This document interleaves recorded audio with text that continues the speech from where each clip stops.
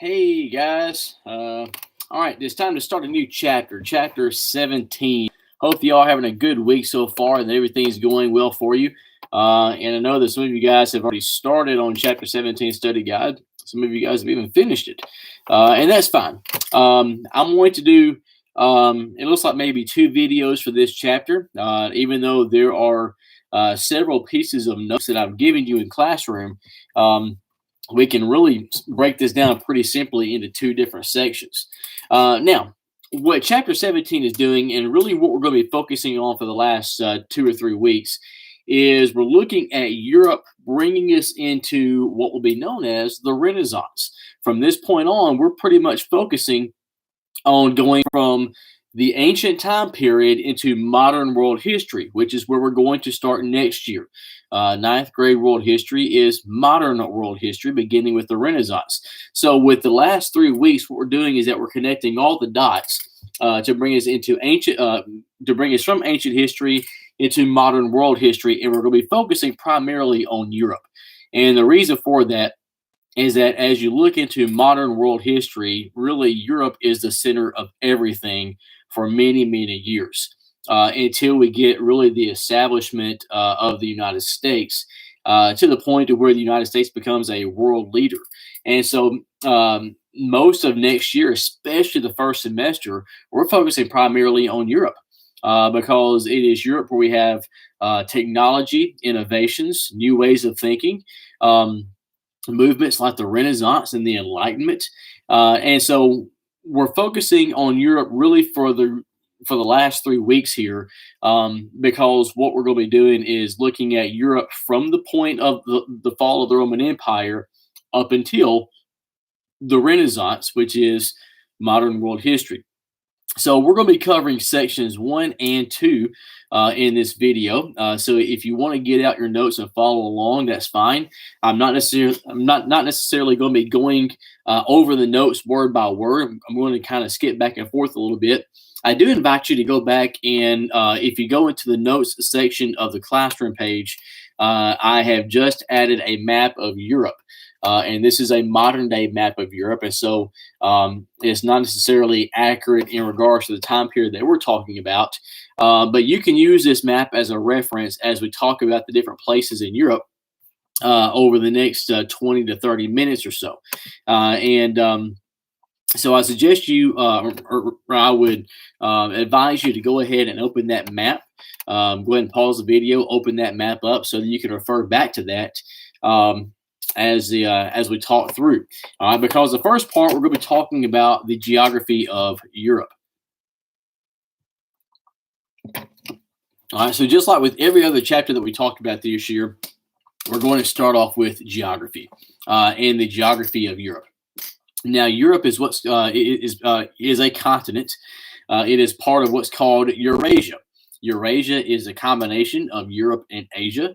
If you look at the 7 continents, you have the Americas, North America, and South America, which are all one giant landmass. North America is Canada and the United States. And Central America is going to include Mexico, part of the Yucatan Peninsula, going down into South America. So those are the Americas that are all connected. You have Africa, which is its own continent. Australia, which is an island, it is its own continent. Antarctica, which is its own continent. And then Asia and Europe. And we talked a good bit this year about Asia already. But Europe is its own continent in the Eastern Hemisphere. There are several peninsulas that are in Europe, such as the Iberian Peninsula, which is basically the southern part of Spain, there in the Mediterranean Sea. You have the Italian Peninsula, which is Italy itself, the country that's shaped like a boot. And again, just a reminder, a peninsula is a body of land that's surrounded by water on 3 different sides. Matter of fact, Europe itself is actually a peninsula. It's surrounded on the north by the English Channel and the North Sea. On the west, it's surrounded by the Atlantic Ocean, and to the south by the Mediterranean Sea. And so Europe itself is actually a peninsula. You have the Balkan Peninsula, which is in the southeast corner of Europe, of the Balkan states, and then the Scandinavian Peninsula, which is on the northern part of Europe, which includes the countries of like Norway, Sweden, and Finland. So you have several peninsulas in Europe. Again, Europe itself is a peninsula, also comprised of several different islands. You have Corsica and Sicily, which are both in the Mediterranean Sea. They're on the southern coast of France to the west coast of Italy, and then you have the British Isles. Great Britain itself is an island. You have Ireland, which is an island, and then you have the United Kingdom, or the British. Or Great Britain, as it's called, which includes Scotland, Wales, and England. And that's probably the most well known island in Europe. So, a lot of peninsulas, a lot of islands, and a lot of mountain ranges as well. If you look at a map of Europe as compared with the United States, Europe is actually pretty small. It's probably the smallest continent that we have. Matter of fact, the United States is much larger than the continent of Europe, with the exception of maybe parts of Russia. Russia, we haven't really talked about Russia much this year. We will next year. But Russia actually is in Europe and it is in Asia. So Russia is so large that it's in two different continents. So you take out Russia, and the United States is by far bigger than the continent of Europe. But you have four major mountain ranges in Europe. You have the Pyrenees Mountains, which is there on the border of Spain and France in the western part of Europe. You have the Alps Mountains, which runs through the central part of Europe, specifically through Switzerland. You have the Carpathians, which runs also through the central to eastern part of Europe, beginning in the Czech Republic, going all the way down to Romania, which is in the Baltic states. And you have the Ural Mountains, which is in the western part of Russia, going all the way down to Kazakhstan, really going from Europe into Asia. So some very key geographical features of Europe that support it. Again, I encourage you to get that map of Europe out. And I know that over the summer you're going to be thinking a whole lot about school and things like that. But in all honesty, if you take just a few minutes here and there to really learn the geography of Europe, of some of the countries, it really would be beneficial. Again, we're going to be talking about Europe a whole lot next year, and if you don't know where these countries are, then in some cases you're going to be lost. So I know, I get it. I'm a realist. I know that the last thing that you're going to be doing over the long summer break is sitting there studying about Europe. However, it is going to be important next year as we go further. So just a little bit of piece of thought there.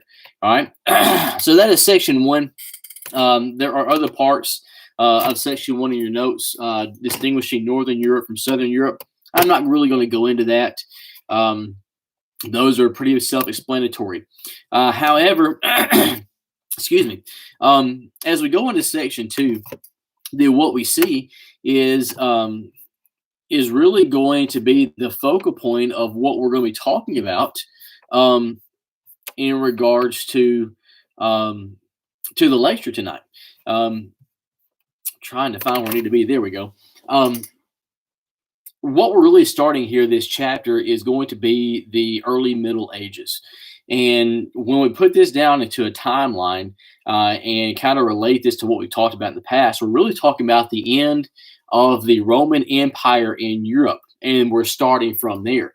I told you guys this before, but I don't like how the book is set up in some cases. As a matter of fact, if I teach this class next year, then I'm probably going to do a lot of changing up in regards to the chapters. I'm not necessarily going to go in order because as we get into some of the chapters this semester, I just don't like how the chapters are broken down. Really, this chapter could go after chapter 11, after the Roman Empire, instead of going and talking about the Muslim empires and the Chinese empires. Really, we should go from the Roman Empire to chapter 17 because it all connects together. So just a quick review. The Roman Empire, one of the largest empires, if not the largest empire that the world had ever seen, began in the city of Rome, which is in modern-day Italy, and in its heyday really comprised of most of Europe, the western part of Asia, there what we call the Middle East, and the northern part of Africa. And the height of the Roman Empire was around the 2nd century, around the year 117 AD.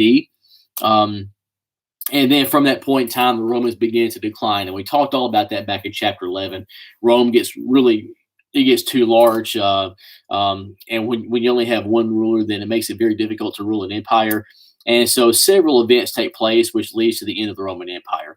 Rome is pretty much split in half in between Eastern Rome and Western Rome. That's a bad idea. So what we're picking up here in chapter 17, and what I'm getting to is that chapter 17 begins what's called the Middle Ages. If you're looking at years, you're talking about from the year 500 to 1500 AD. That's what's called the Middle Ages, the time after the fall of the Roman Empire. So next time around, I'll have more of a timeline up for you to where you can visually see it. But you have Roman Empire. As the Roman Empire comes to an end, then it begins the period known as the Mid Ages or as the medieval period. Both mean the same thing. Middle Ages and medieval period, they're the same thing. So if you've ever heard those terms, I'm sure that you have. As we talk about the next two chapters, this chapter is focused on the early Middle Ages, and chapter 18 is focused on the later Middle Ages. You're talking about King Arthur and the Knights of the Round Table kind of thing here, and so that's what we're getting to in Europe. It is the knights and the castles and the kings and things like that. That begins with the Middle Ages. In around the 500s, again after the fall of the Roman Empire. There are a few things that we're going to focus on with this video in regards to the Middle Ages. Again, I'm trying to pack a little bit here to where we're just toward just getting the basics, and I'm waiting for my information to pop up. There we go. One of the things that we're going to have in the Middle Ages is that you have not only really what you get here is a complete changing of Europe. Europe is going from being pretty much ruled by one entire empire to developing into different nations. Now, the countries that are in Europe today, for the most part, like Germany and France and Great Britain and Spain and the Czech Republic, those countries really didn't exist during this time period. Of course, the land and territory was there, but they weren't necessarily called Great Britain and France and Germany. Those are going to develop as we go through the next several centuries. And that's what we're talking about this chapter. Next chapter is the development of those modern day countries. So we're getting development of individual countries and of the leaders of those countries, and along with that, the establishment, or rather the spread, of the Catholic Church. So it's not just empires here in countries that are being established and changed, but it's also has to do with religion.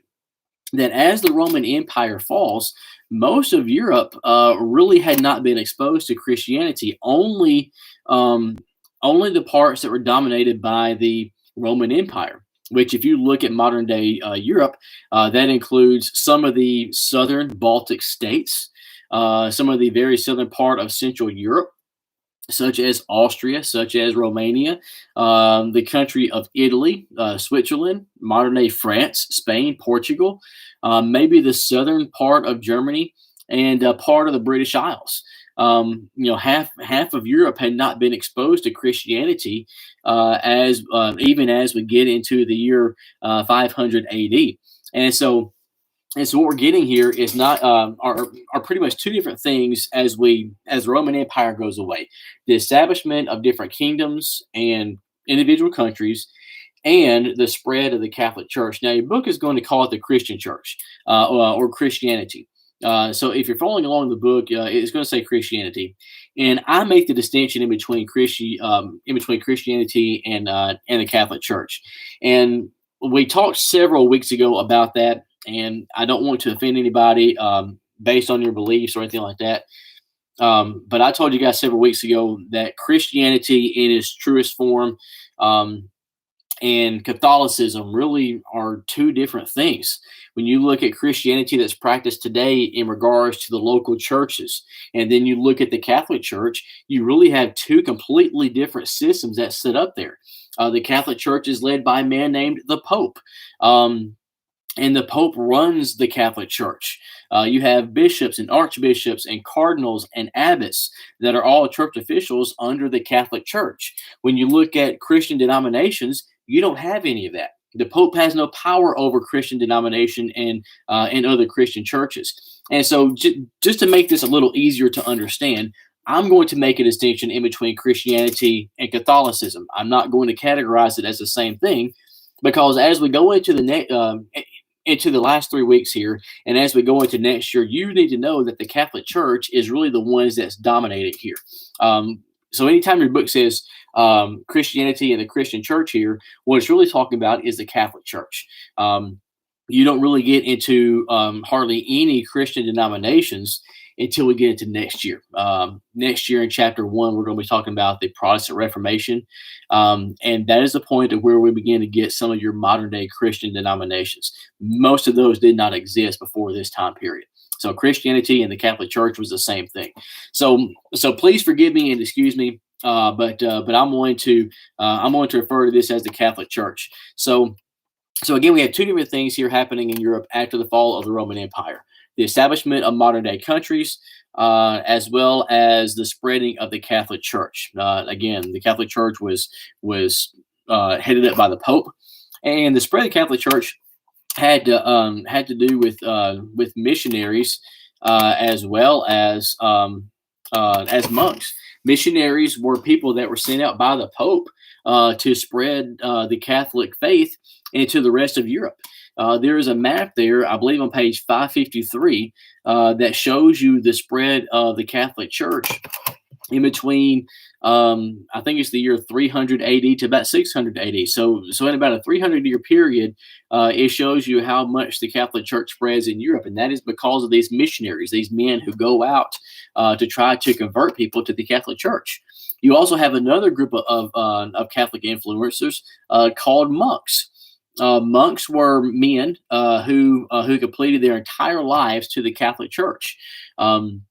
They lived a certain lifestyle to where they lived separate from other people. They lived in what's called monasteries, cut off from the rest of society. And the typical monk that you think of is somebody wearing a brown robe and maybe a bald head on top.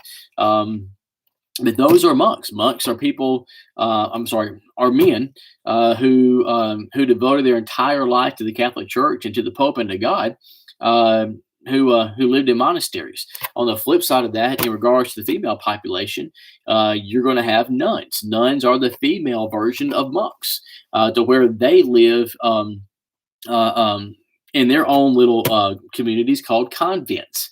Not convicts like a criminal, but convents in regards to the Catholic Church.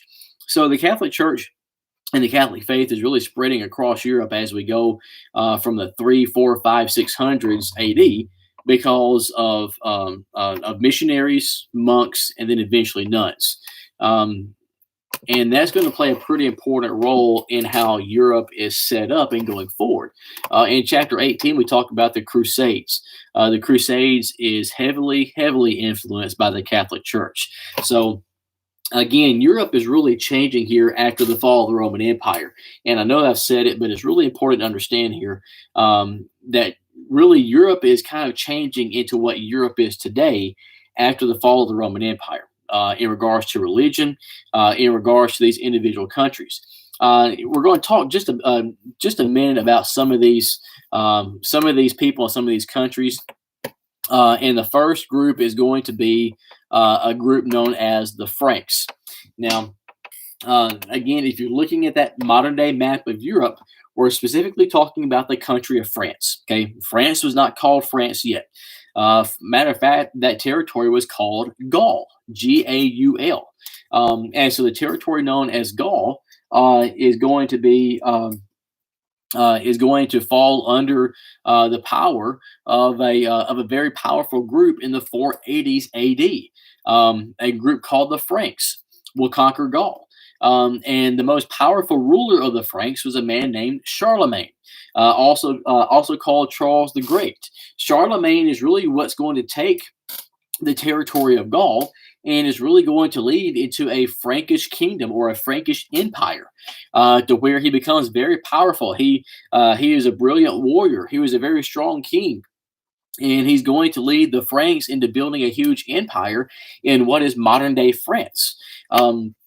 Charlemagne is going to become an ally of the Pope, and in doing so is going to be led by the Pope and really supported by the Pope to take over other parts of Europe to spread the Catholic Church.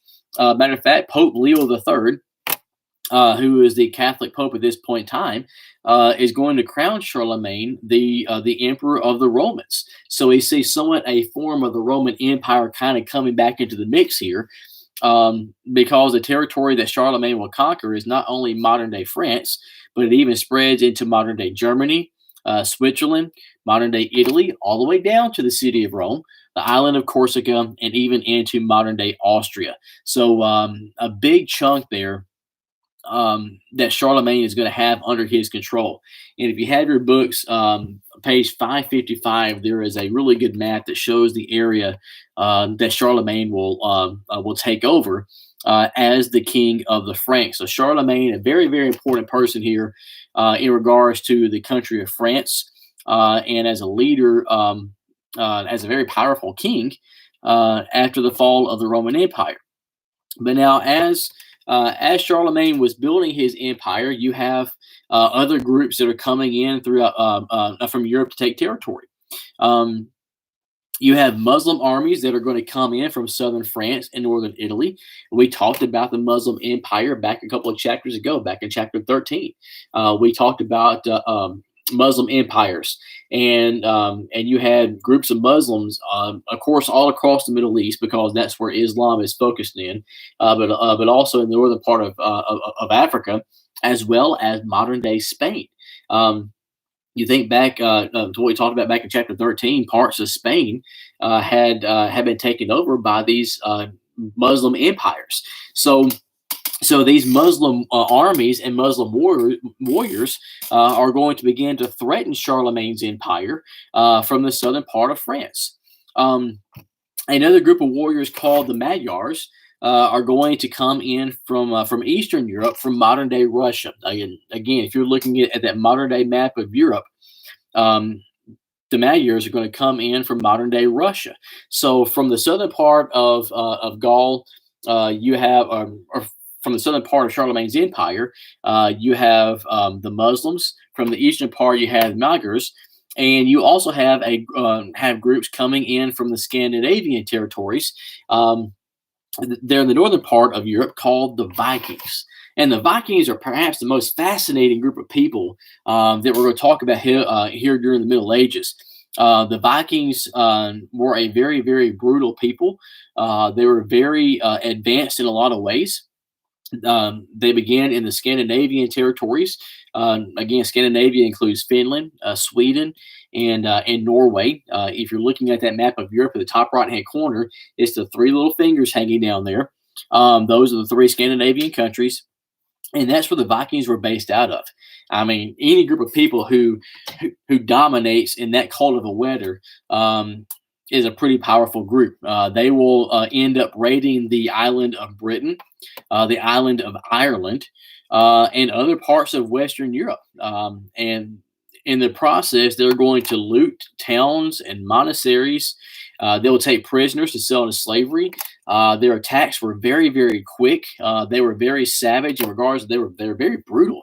The Vikings was a people that you did not want to mess with. If I can think of any kind of ancient peoples, probably the two that I would not want to face the most are the Mongols over in China, and then the Vikings in Europe.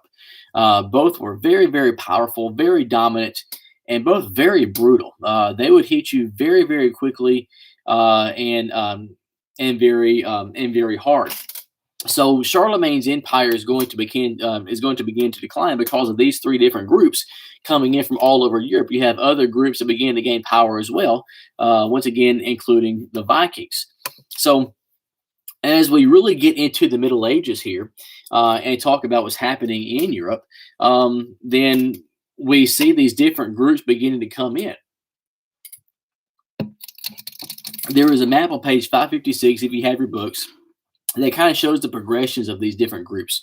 Again, the Muslims coming in from modern day Spain, coming in from Africa, the southern part of France. The Magyars coming in from modern day Russia, and then the Vikings. If you look at the map, the Vikings were everywhere. They're going to dominate all over Europe. And not only Europe, they're going to expand outside of Europe. This is getting ahead of where we're getting to this year.